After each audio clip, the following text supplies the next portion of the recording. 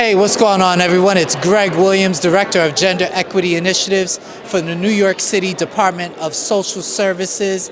I just got through speaking over at the, UN 67 CSW event. We had a beautiful movie screening on holy prostitution.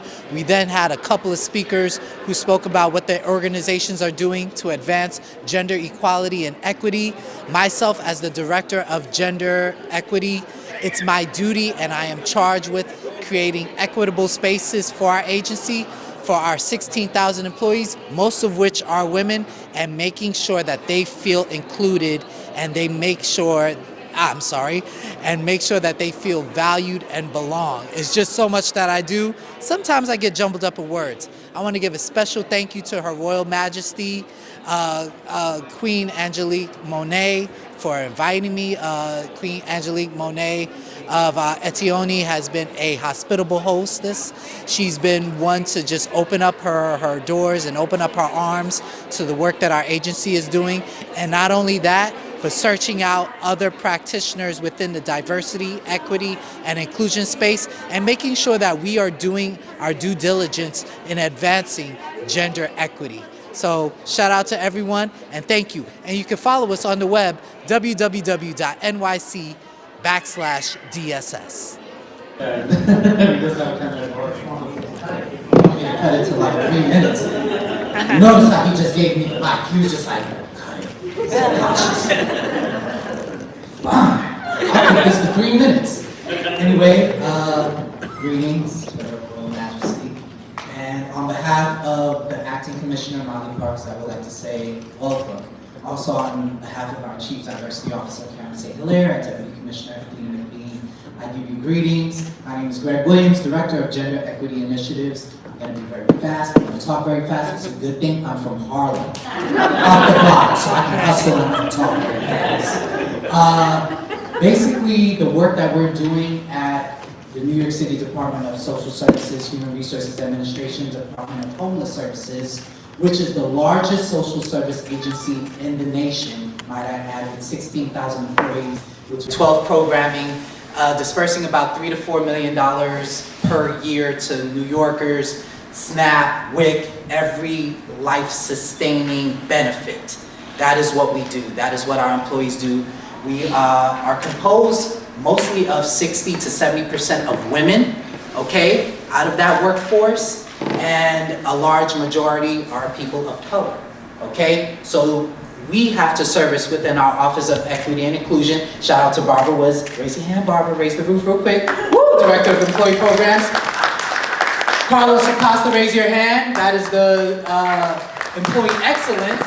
And then my Power Ranger partner, who is just like, I'm gonna choke you after this, Greg. Shakia Science, Director of Racial Equity Initiatives. So I say that to say this, you can't do what you need to do to advance gender equality and equity without a team. Yeah. See, I didn't come solo dolo. I came with my team and my team came with me. That's what it takes to succeed. We do 3 things. Not 3 things, multiple things, Greg. We do things within 3 phases, okay? The first phase is new employee orientation. Every new employee orientation, we stand there in front of hundreds of our new employees saying, we're here for you. We're going to be by your side throughout your whole entire journey. Here's my number. That is an impact in itself. When was the last time you were hired day 1 and somebody came up to you and say, I'm your partner. I'm your ally. Call me. I'll be your support system. When was the last time? Raise your hand. Day 1, you had that. She did. That's one person out of this whole auditorium. So that is our first phase, is to impact the lives of our new hires. Second phase. I have a gender equity toolkit. I must say it is pretty nice. It's pretty nice, but it's not as robust as Shaq. Shaq has like a 4-chapter racial equity. It talks about the dimensions of racism and racial subconsciousness. Don't worry, my gender equity toolkit is going to get up there. I talk about intersectionality. That's the second phase, is to actually be with the tools that they're going to need to sustain themselves at work, okay? You can't just talk.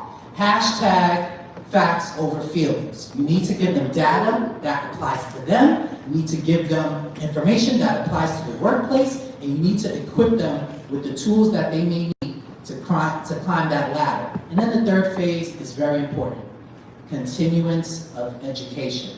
So, Shaq and I'm going to continuously because that's my co-host. We actually got a podcast, we're on Spotify. You know, if you find me afterwards, I'll just let you, it's called the Grier Project, 5 different letters that mean 5 different things: gender, race, inclusion, equity, and allyship. And that's what we talk about: diversity fatigue, employee burnout, radical self-care. Your mental wealth is your mental health. So that is the third most, to me, it's the most important phase, is to let our employees know you have something to take home with you, okay? You might not want to take the work home, but you have something to take home with you to get you refreshed and restarted for the next day, all right? You have to understand that everybody, you go home, turn on the TV, or you might put on your listening device, and you're consuming media every day, trying to find you so that you can bring that authentic self with you every day. But you can't bring yourself to work if you don't feel like yourself. So that is the work that we're doing to advance gender equality and equity within our agency.